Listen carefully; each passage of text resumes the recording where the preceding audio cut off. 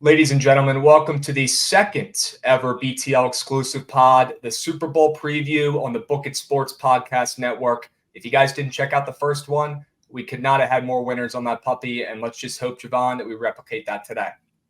Yeah, that's the goal. We have a massive matchup with, I guess, all the Corp guys and players, and I guess Taylor Swift can count in that little cubicle too. But I'm excited. And to all of our Spotify listeners and wherever you get your podcast, if you're not watching the live stream, which is available on our YouTube at Book It Sports, you cannot see that I'm rocking probably the freshest jersey of all time. Jovan gets to look at it with his own two eyes. A little Brock Purdy, black Iowa State with the captain's patch on. Jovan, people are saying that could be the difference. Could be the difference. And I'll tell you personally, as a TCU guy, I've seen multiple rat shit plays happen when Brock Purdy is wearing that exact jersey in college. So that could be bad luck. Rumors are swirling. Well, yeah, with all that stuff that went down at Iowa State a couple of years ago, maybe he was betting against himself. We'll never find out. I'll tell you, he's got some questionable plays that definitely make you think a couple times. Well, let's hope we don't see many of those this Sunday. Jovan, right now it's about 7 p.m. on Tuesday. We're about 5 days out for the Super Bowl. And I can't stop thinking about the weekend, my man. I know we're heading out to Vegas here soon. The whole Book It squad is going to be out there. I've been absolutely itching to hit the tables. Stoked to win some coins, playing some blackjack with the squad. Jovan, are you hype? Oh, I'm excited. I'm definitely going to have to throw down some futures while we're there too, whether it's CBB or even I'll see what they got available for MLB, but I'm going to be tapped. That's what I'm excited for. And our listeners are probably excited for some March Madness or MLB previews on the pod. I promise you guys, we are going to kill it and give you guys the best previews we possibly can on the Book It Sports Podcast Network with these pods coming up. Okay, so stick with us. We're going to dive into this Kansas City versus San Francisco game here in a moment. But first, let's give you guys a breakdown of what we're doing this weekend. Hitting the Live Golf tourney. Going to go see my guy Phil Mickelson on Saturday. That's going to be absolutely elite. We're hitting Circa on Sunday. No better place to watch the Super Bowl than Circa. And then we're hitting the Knights game on Monday. That should be pretty fun, Jovan. I've never been to a game there. Yeah, that'll be a fun one. That's like I think they're playing the Wild. That's a coin stealer matchup. I'm interested to see what they do this week because, as we speak tonight, they're potentially on the cusp of breaking the Oilers' 17-game winning streak. So we'll be coming off of that game, maybe. So we'll see how that holds up, but that'll be a fun time. And we'll see how stupid this comment holds up. But I'm willing to bet that by the time these people are listening to this pod, that streak would have already ended on Tuesday. Let's see how that plays out. Yeah. Let's see how smart I sound when the people are listening. Well, it's funny too, because tonight they could tie the NHL record with beating the Knights tonight, and then they play the Ducks right after. So God forbid they beat VGK and then they tie the record and they have to beat a absolutely miserable team, the Ducks. I wouldn't be shocked if it just ends when nobody expects it to. If we get there, that would be funny. Well, let's see how sharp we can be and tell the future a couple of days out, Jovan. We'll see how this puppy plays out. By the time people are listening to this, we'll probably be on the way to Vegas. But let's enough small talk. Let's go and cut the shit and dive right in. The people need some winners, Jovan. Here's what we're going to do. Okay, we're going to dive into the Super Bowl heavily. Okay, we're going to give you guys some interesting tidbits, go over the game, our best bets, PrizePicks squares, ATTS scores. If we've got a winner, you guys are going to know about it. And there are plenty of options to choose from on this Super Bowl game. I mean, there's a million different bets. We're going to try to narrow it down, give you guys some of our favorites. But before we dive in, please drop a like and follow us on Spotify or wherever you're getting your podcast. Okay, it helps more than you guys know. And if you want to see us continue to do these for free, give out winners for free, and run these awesome BTL exclusive pods, drop a like, subscribe to the channels on Spotify and wherever you get your pods. Okay, Jovan, let's cut the shit and dive right in and talk about Super Bowl Sunday, 6:30 p.m. Eastern. Okay, we got the Swifties versus the Purdies in Las Vegas. What more could you ask for? This is going to be absolutely epic. All right. The people are already complaining now. I'm not really surprised. They're always complaining about something. But the people are already complaining. All right. Apparently the Chiefs aren't happy with the grass situation out there right now with the fields. And after last year's debacle, we remember how bad the field was then. All the players complaining about it. The NFL is actually using different grass this time. And it's the same grass, same company that the 49ers get their grass from out there in San Francisco. So that might be a little bit of an edge that people aren't thinking about or talking about enough. I know the Chiefs are complaining about it. I don't know if that matters. Jovan, what do you think? Does blades of grass, the way that they move, does that matter for the game on the field?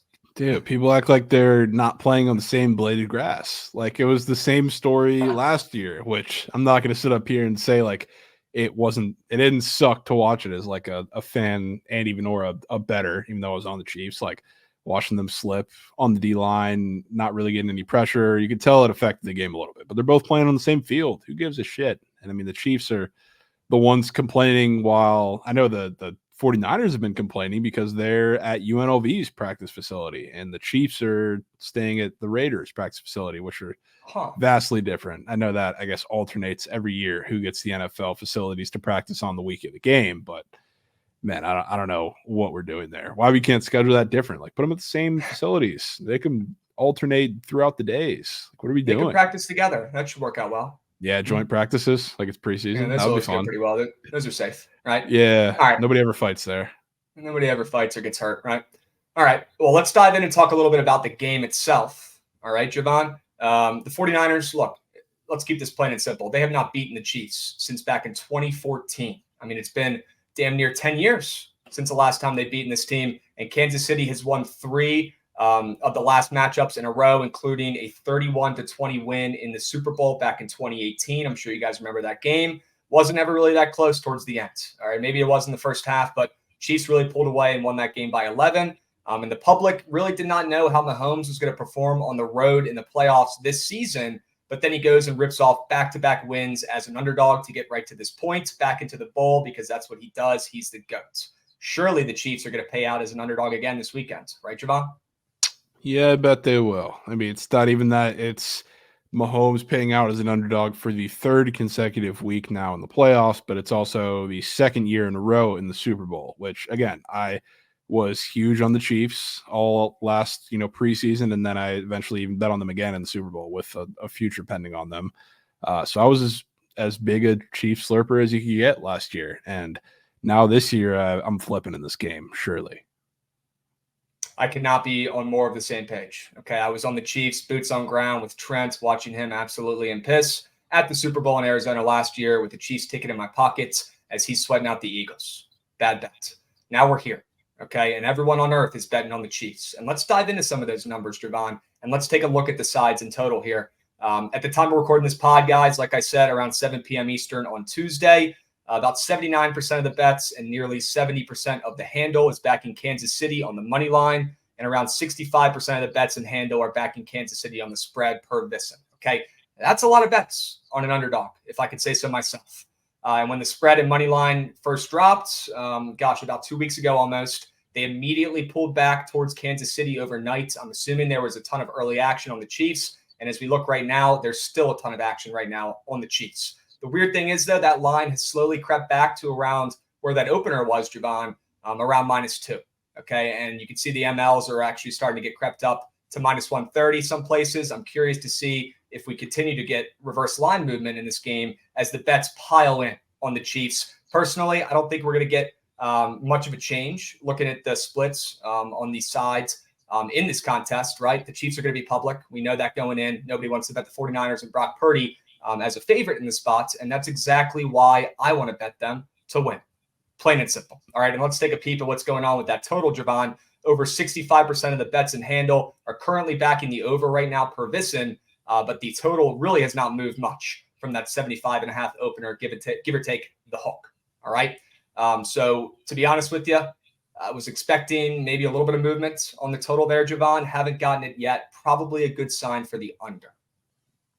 Yeah, and I went back and forth initially. I'll say just a side here. We hear this from, professional bettors or whoever really puts out those statements that we see on Twitter all the time. Bettors love to pump fake the professional guys in Vegas and try and get a better line after, early money came in on the Chiefs, which I guess that was kind of expected, but we saw a pretty significant move as soon as the lines dropped, really, on Sunday after the Chiefs game went final in the AFC Championship.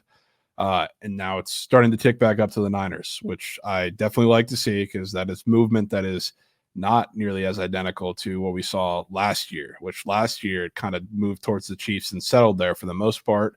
Now it's starting to take it back to the 49ers, which I like. And on the total, first impressions, I thought this was a little high initially, but I've kind of sat back and assessed it a little bit. And, the bets are pouring in on the over, like you said, and the total's not really moving. Plus, I mean, we'll talk about what we think the Niners are going to do in the game. I think it's pretty obvious. We think they're going to run the ball.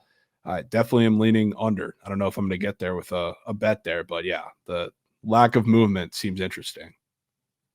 I'm with you. I lean the under as well. I wouldn't even mind a little first half under action. Definitely very contrarian. We know the Chiefs, they do most of their damage in the first half. Jovan, one of the better first half offenses in football. And we've heard all season, they don't score much in the second half.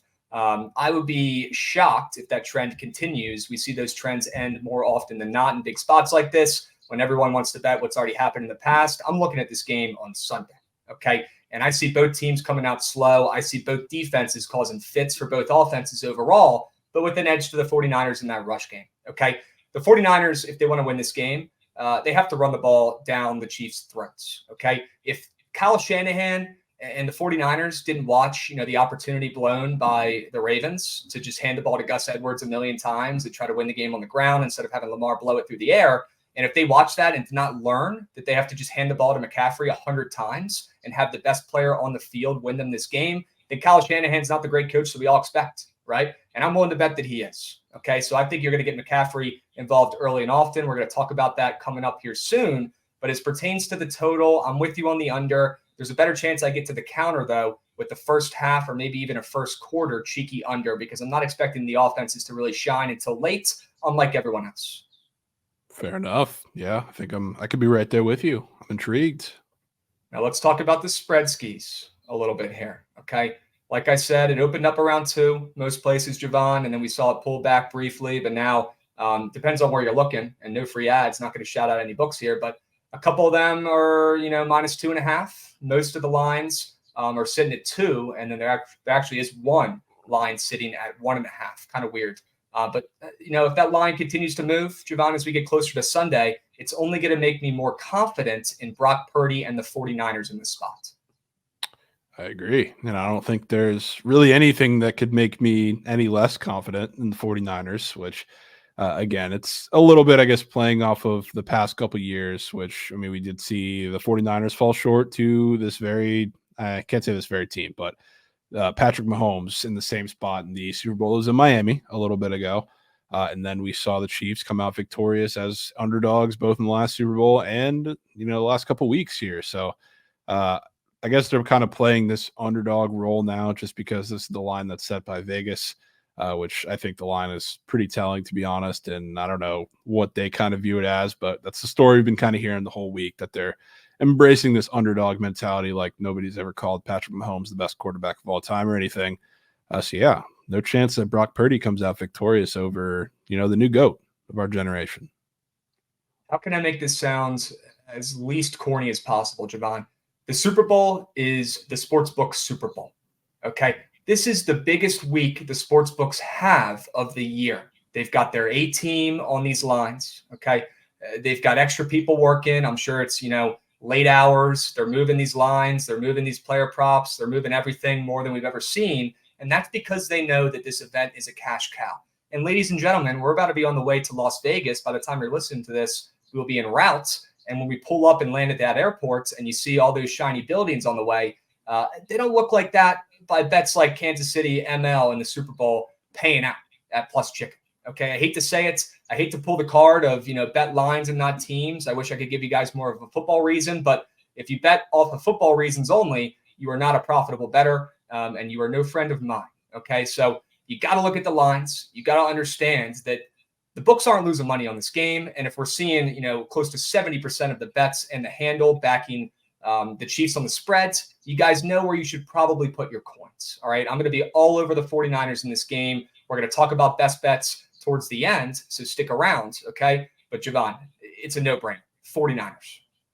Yeah, Purdy lead us to the homeland, which, I mean, if we're talking underdogs here, I don't understand the Brock Purdy slander or hate, whatever you want to call it, because everybody loves an underdog story, like whether we're talking social media or just NFL fans in general, like until it's Brock Purdy. Like I don't understand why out of left field everybody just wants to 100% discredit everything that he's done, which, like, yeah, great system. Kyle Shanahan, fantastic coach.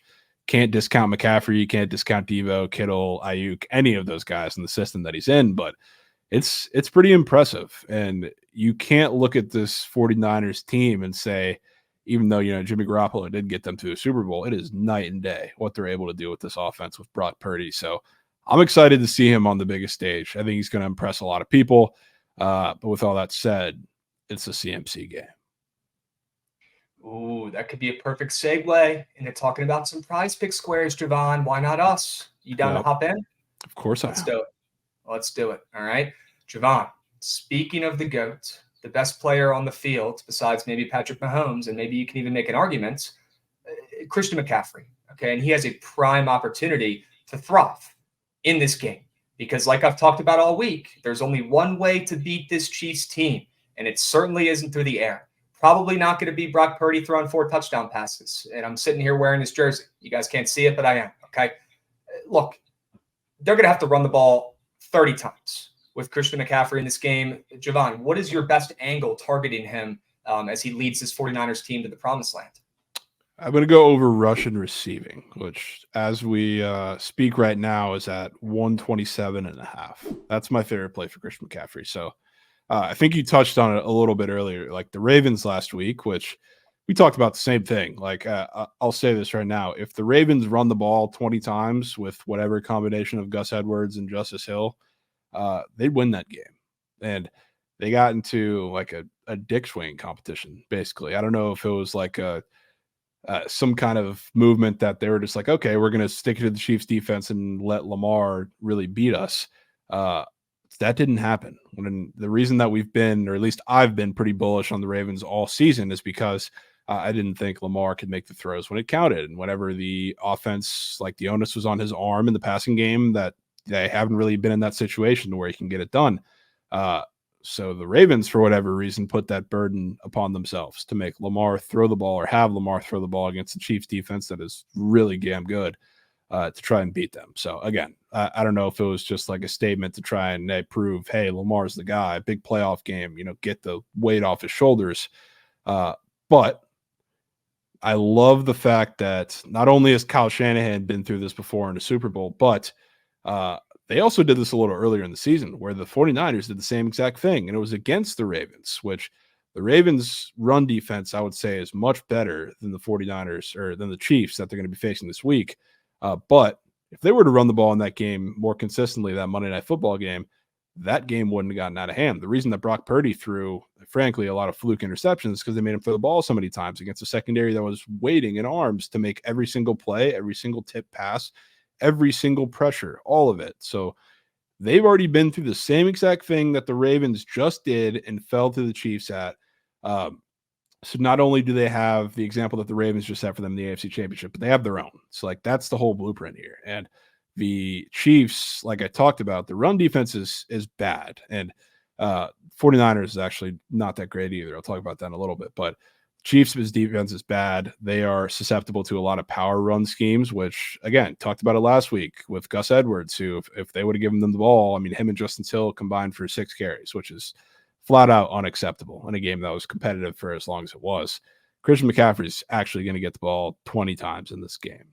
So, like, his rushing receiving is 127.5. Like I said, he's going to get 20 carries. I think he can get this with his rushing alone, but I also do like the angle of him in the receiving game because it's not just key to establish the run because that's the strength of this 49ers team and that's where you attack the Chiefs defense, but it's also because they need to open the play action because that is the kind of facet of their passing game that is most effective. So especially against a team who runs a lot of man coverage, you need to establish that very early. So like if you look at what they've done, there's really 2 games, I guess, to key on, which one of them is a little asterisk based. 2 games against man coverage heavy teams that they've played with Debo active that CMC's been a part of.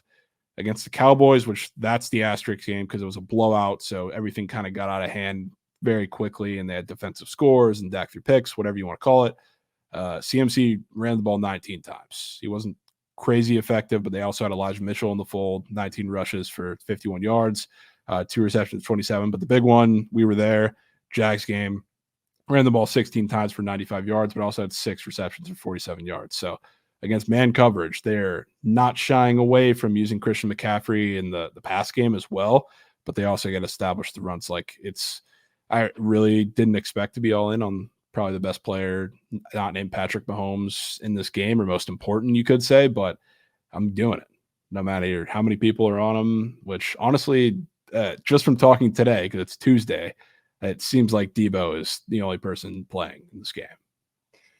Well, that brings me to my next point, which is not great to hear from Jovan setting that one up, but I like Debo in a little bit of a different angle down here. Yeah, not yours taking is, Debo yours is receiving different. yards. Yours is different, though.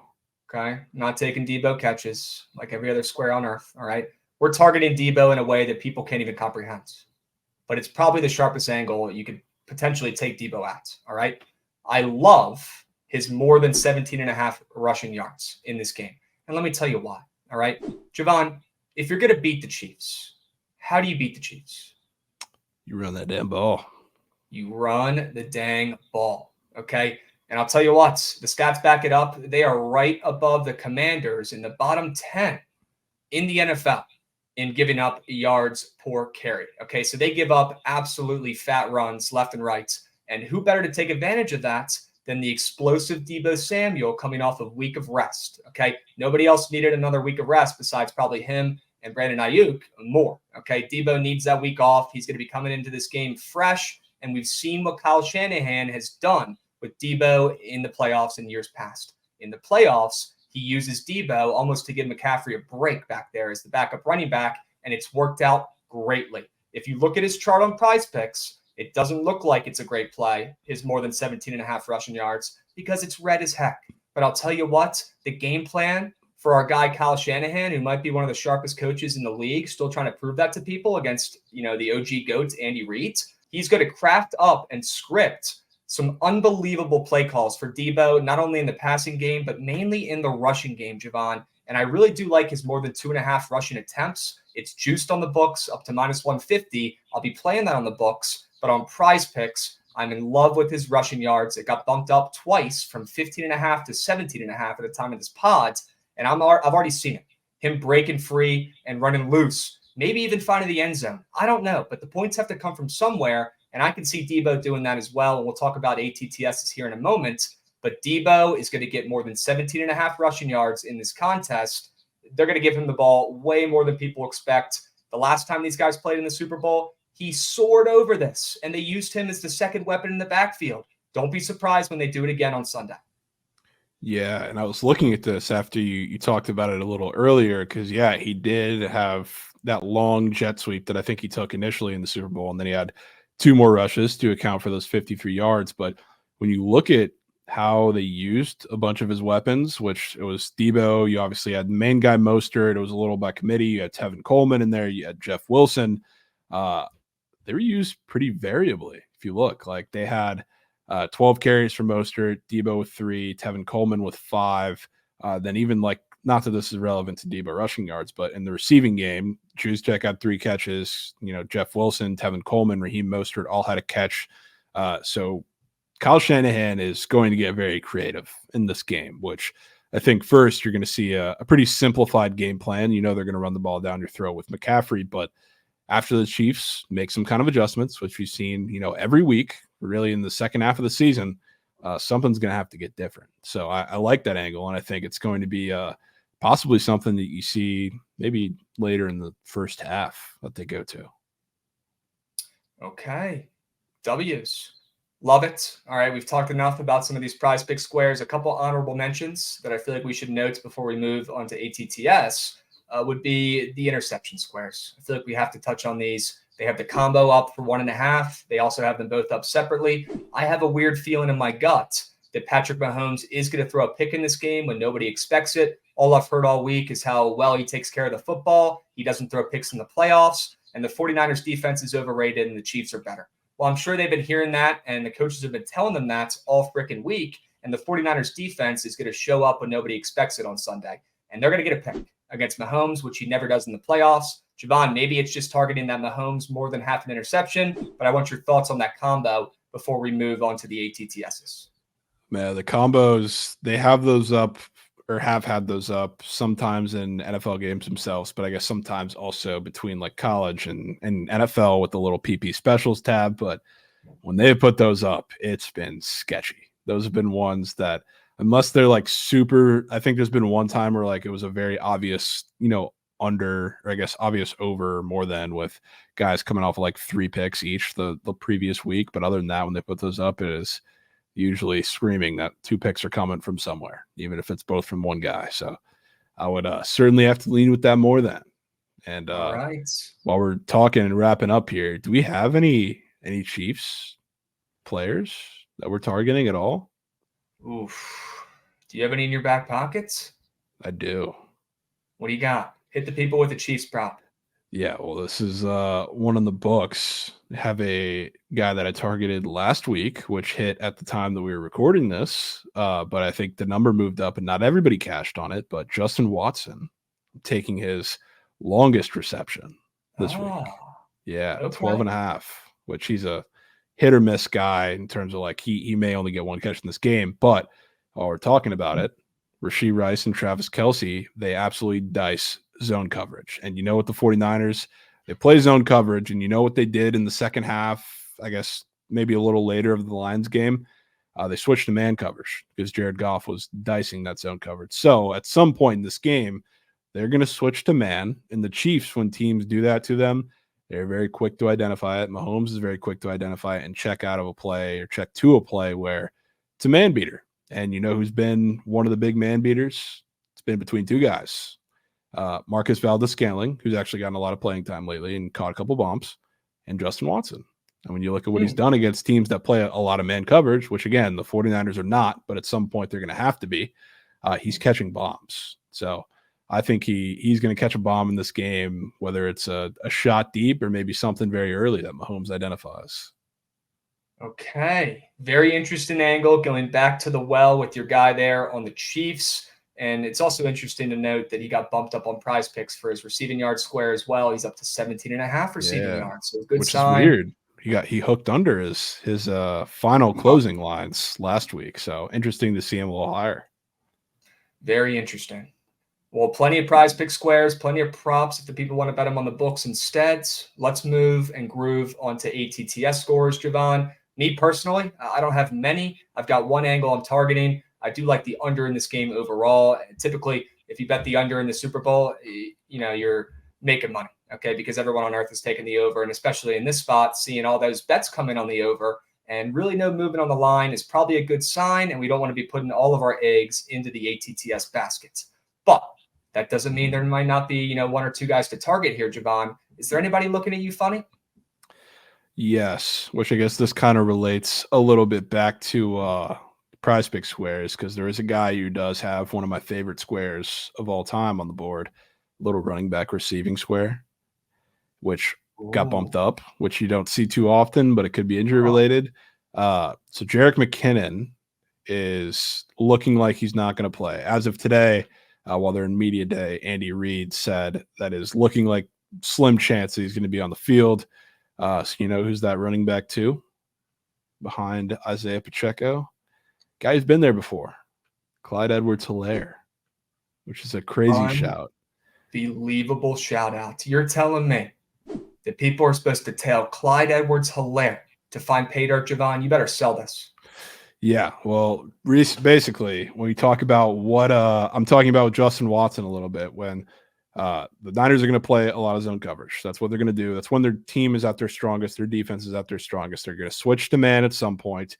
When the Chiefs kind of make that switch and start trying to catch these teams off balance, that's when mainly Isaiah Pacheco and the guys in the dump down get a lot of work. And one of those guys involved in that is Clyde Edwards-Helaire. So I think he's going to get a screen pass and run this in for a receiving touchdown. But I also think they're going to switch up and get very creative on the goal line, which if that involves him, who knows? I hope it does. But at plus 550, about the price that I'm seeing right now, I am willing to take a shot on Clyde. Maybe worth noting that he is very likely to not be a Chief at the end of the season. So I don't know, maybe a glum way to look at it, but like this might be his final stand with an organization that's going to get him to the Super Bowl. So obviously, a guy's motivated no matter what to get in the end zone and do whatever he can on any given play, but maybe a hell of a send-off here for Clyde. That would be one heck of a way to go out. And what a weird ending to Clyde Edwards-Hilaire's, career in Kansas City. And you know what? That would make it make sense. Add Clyde Edwards-Hilaire touchdown to my card.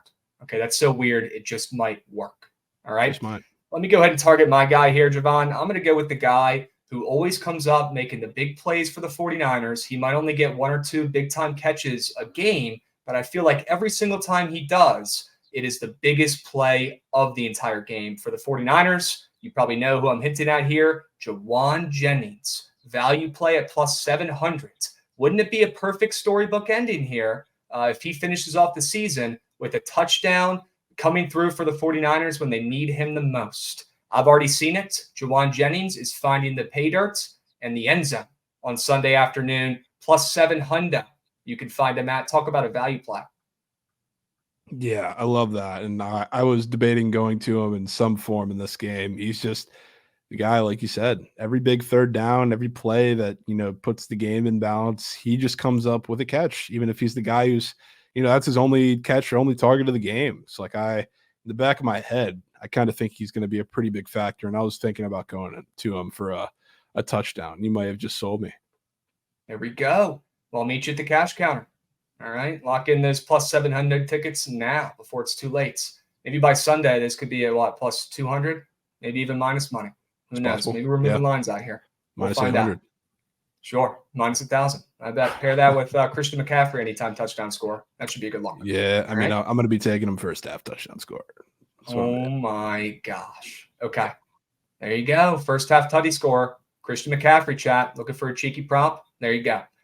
Jovan, we went over some PrizePicks squares. We did ATTSs. We talked about sides. We talked about totals. I think it's about that time we dive into these best bets.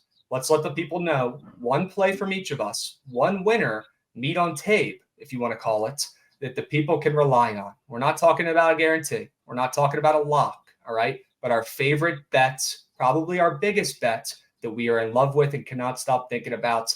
I'll get it started, all right? I'm going to keep it very simple here. Already talked about it plenty. San Francisco 49ers, money line. They are not losing this game. If they were going to lose this game, they would not be -2 against potentially the greatest quarterback of all time, Patrick Mahomes. I know the Chiefs did not look great during the regular season. I know the 49ers were a favorite in every game during the regular season, and they took care of business in damn near every single one. But you know what, Jovan? I can't stop thinking about Patrick Mahomes, potentially the greatest quarterback of all time, playing against Brock Purdy, who the public cannot stand and thinks is worse than Sam Howell. And that guy against Patrick Mahomes, who, by the way, the last time these two teams played each other, Patty Mahomes had no problem winning the Super Bowl. You're telling me they're an underdog this time around? And after being an underdog the last 2 weeks, cashing out for the public, you're only going to see more on them this weekend. And the Vegas sports books wouldn't be as shiny as they are if bets like the Chiefs ML hits. Meat on tape, I will have at least 5 units on the 49ers money line. In Brock Purdy, we trust. That is my MVP. Beautiful. And just to clear up any possible confusion, I will also be on the 49ers very heavy in this game. Good. But in the interest of switching it up for the best bets, my favorite way to look at this is how are they going to do it? Because Christian McCaffrey is going to have a legacy game. So give me Christian McCaffrey more than 127.5 rushing receiving yards. Like I said, you beat the Chiefs team by running the ball down their throats.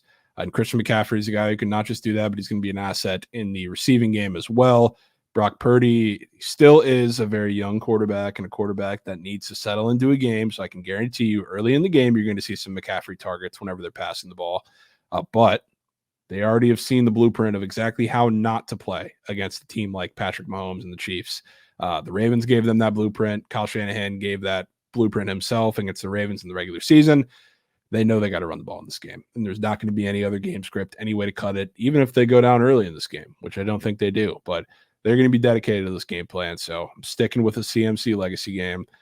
Kyle Shanahan also, you know the 2 Super Bowls he's coached in?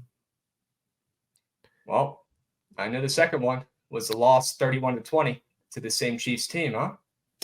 Yeah, which was a massive collapse. And you know the first one? Let me take a wild guess here. Dan Quinn. Yeah. when the offense went scoreless in the, I guess it was almost the entire second half, or might have been the entire second half. So he's been on the wrong side of two of the biggest collapses that we've seen in recent Super Bowl history. You think the guy's not going to come dialed in with a game plan and stick to it, knowing exactly who he's going up against? He's going to feed McCaffrey, and he's going to make sure that doesn't happen again. In Shanahan, we trust, ladies and gents. In Shanahan, we trust. It's that simple. In Purdy, we trust. In Shanahan, we trust. And we'll meet you guys at the cash counter with our 49ers tickets, counting our guap. Okay? Jovan, before we go, I think we've made it pretty clear the 49ers are our best bets, and you are hammering Christian McCaffrey more than rushing receiving yards. I wanted to talk a little bit about some of these novelty props, right? These Super Bowl novelty props. Very popular. Depends on what state you're in, right? If you can even bet them. It just depends. But I wanted to talk about these for a moment. I'm all in on the coin toss this year. Yep, I'm going to say it. All in on the coin toss. And I have an angle. All right, so hear me out. The coin toss. In the history of the Super Bowl, 57 games. We've seen tails 30 times. We've seen heads 27 times. In the last 10 years, tails has won 7 of the last 10 times. Okay, cough, cough. Heads is due, including the Chiefs game in 2018 when it was tails. If you're a contrarian like me, if you like fading the public, if you like betting on stuff that doesn't make sense because those are the bets that hit, boy, do I have a novelty prop for the Super Bowl for you. We're taking heads. It's going to be the easiest cash you've ever taken in the Super Bowl. It'll be done before the game even starts. Lock in heads with me, boys. All right? Meet you at the counter. Jovan? You're insane for taking contrarian to a literal quarter. I salute you for that. That's living and breathing fade in public. I respect it. It's a whole different level. I told you, man. It's not a bet. This is me. Okay, this is how we roll. Life. This is how I win. All right? Give me heads or give me death. Jovan, any cute, cheeky props that you're targeting in this game before we close it out? Yeah, there is one that caught my eye, which it's not technically a novelty prop, but it is. I was on the green book and scrolling all the way to the bottom, and the very last one that I saw when I was looking through all these, props, is punt return yards between Richie James and Ray McLeod, which I like Richie James to end up with more, and it all stems back from actually a group chat that we were talking about last week in the AFC Championship, because one of my friends texted in the group chat, man, does this Chiefs punter want to kick it any higher in the air? It's like I looked at it and started going back now that we're looking at Super Bowl props, and I'm like, yeah, he's actually near the top of the league in hang time, and they're obviously playing in a dome in Las Vegas. So I'm not sure that Ray McLeod's going to have many return opportunities. So I was looking at that, and then I was looking at Mitch Wisnowski, who's the 49ers punter, kicking to Richie James. And Richie James is, I guess both of them kind of fit into this category, but Richie James sure as hell wants to play his way onto the field for the Chiefs here in this game, and he has that opportunity. And Mitch Wisnowski, if you look at all the numbers, which is crazy to say, talking about this as a punter, he doesn't kick the ball very high. He kicks it far, which is kind of out-kicking your coverage. So if there's any slight opportunity for Richie James to make a play, he might have it in this game. So with Richie James, more punt return yards. If there's one thing I've learned from the GOAT Tress way, it's that kicking the ball high is just as important as kicking it far. Okay, sometimes it's even more important. You got to give those guys some hang time to get down there on the field. If they can't, who knows if one of these speedsters can break loose. Jovan might have an angle there, folks. I don't hate it. Could be. All right. W's. Well, real quick, before we wrap it up here, are there any boosts that you've seen lying around on any of these books that you're dying to fade? I know there's that Gronk make or miss kick. I'm sure everybody on here is going to be doing that. I actually am going with the contrarian angle here too. I'm taking him to make the kick. I haven't heard anybody say he's making the kick. He missed it last year, and I'm willing to bet he's been practicing a little bit and doesn't embarrass himself on the national stage like he did last year. Okay, he might be Gronk, but he's still a professional athlete. He's still competitive, and after getting embarrassed shanking that kick last year, I have a feeling he's making it this time. I could see that. It could be a huge redemption story. Taking the contrarian angle with Gronk, too, kicking a field goal, man. Who would have thought? It's not a hobby, brother. Not a hobby. It's just a way of life, man. I respect it. But, there's not many boosts, I guess, out at the time of recording on a Tuesday night. There's one that just popped up on the Green Book, which it's not really a direct boost, kind of a make-a-choice boost. They have one up for a race to 10 for either team, which I can say I've looked at these a couple of times, and usually there is some kind of comeback that happens when they put these up. Whoever wins the early, not legit race or literal race, but whoever comes out to a hot start usually does not hold the lead in the game, which is kind of the vibe that I got from this game anyway. So maybe we'll see how it kind of plays out, but that one makes me feel, a certain way. I'll say that. Okay, sure. Let's just hope that the 49ers win that puppy. All right. I'm not trying to be sweating out there in Vegas. It's already going to be hot enough in the winter as it is. Okay. I don't need to be sweating out there at Circa. It's actually supposed to be pretty cold while we're there. Cold and rainy, I think. Dude. Yeah. It's Are you serious? It's in like the 50s. Brutal. It's huge. It's starting to warm up here in Texas. I'm kind of sick of it. Well, it'll be 75 degrees and sunny and dry as heck inside the Circa Casino when I'm sitting at the blackjack table for 3 hours. Yeah, I mean, it's going to be like 90 degrees in there, man. You might have to hang it up. And might pass out at the tables. Okay. Well, before we close this out, I want to let you guys know PrizePicks is doing a Mahomes freebie square. If you're a new customer, they're putting up his half passing yard. So if you haven't used PrizePicks yet, I'd say now is your time to get your deposit match and take the free square on Mahomes. More than half a passing yard. Jovan, I have a pretty good feeling he gets that done. Yeah, I went back and forth. I think he's capable of it. He's the greatest player of all time, greatest quarterback of our generation. Maybe half passing yard doable. He's not winning this game, but he's getting 1 passing yard. I'll tell you that. Right. He's got to throw the ball when he's losing. Guys, if you enjoyed the podcast, like I said earlier, please drop a like. Please follow us on Spotify and wherever you get your pods. And if you want more of our content from me, Krabs, or Jovan, my co-host over here, check out our show daily, 12:30 p.m. Eastern, Behind the Lines on the Book It Sports Twitch and YouTube. We've been grinding, giving out winners left and right, all for free. So go check that out on the Book It Sports YouTube and Twitch. And please drop a follow, subscribe, and like up these podcasts on Spotify and wherever you're listening. Okay, Jovan, this was another W episodes, BTL Exclusive Pod number 2, talking about the Super Bowl on the Book It Sports Podcast Network. And by the time everyone's listening to this, we're going to be on the way to Vegas to watch Brock Purdy break every little Swifty's hearts and get us a big-time ML win. That's what we need. I don't know about you, but I'm taking the 49ers -2. Ooh, you're taking the spread, huh? Yeah, I might have to. All right. I'm taking the ML because I'm soft, but I've got enough units on it to cancel that out. Ladies and gents, we will meet you at the cash counters. Good luck this weekend. Go 49ers.